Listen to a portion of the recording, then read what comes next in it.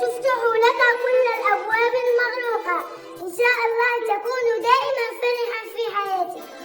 أنت هو الأستاذ الذي وفر لنا كل ما كان في قلبنا، حتى أنك لعبت معنا كالأب والأخ.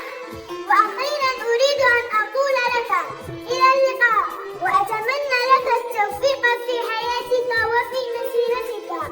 إن شاء الله تنير لك كل طرق الظلام، وتفتح لك كل الأبواب المغلوقة. إن شاء الله تكون دائما فرحا في حياتك.